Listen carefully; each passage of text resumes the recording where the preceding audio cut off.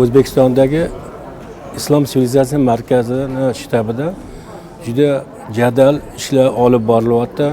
Bu yerga juda ko'p olimlar, yuzdan ortiq olimlar kelib, o'z ustida olingan loyihalari bo'yicha juda katta maslahatlar olib, ish olib boryapti.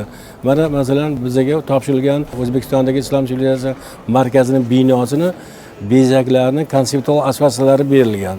Albatta buni shartnomalar tuzildi. O'sha shartnomalar bo'yicha ish olib boramiz.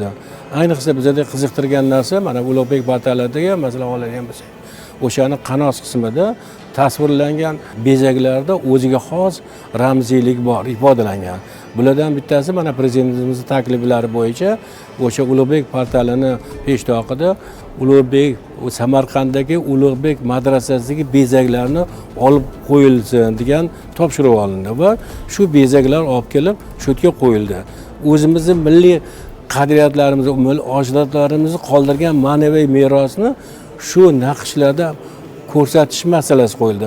Xuddi shunga o'xshagan boshqa portallarda ham xuddi shu narsa, masalan Termiz bo'ladimi, o'sha kichkina portali bo'ladimi yoki Qo'qon portali bo'ladimi yoki Xorazm bo'ladimi, Buxoro portallarida ham o'zini naqqoshlik maktabi, o'sha koshimpazlik va o'sha yerdagi naqshlar orqali o'zini milliy qadriyatlarini saqlagan holda, milliy maktablarni saqlagan holatda bayon qilindi. Albatta ular bitta vazifa qo'yildiki, har bitta maktab bo'yicha bezalgan bo'lsa ham, lekin yaxlitligi yo'qolmasin deyildi. Maqsad o'sha xorijdan kelgan olimlarimiz, turli mamlakatdan o'sha kelgan turli sanoqshunoslar bo'ladi, boshqalarni o'shalarni ko'rganda o'sha yerdan xato topish kerak emas.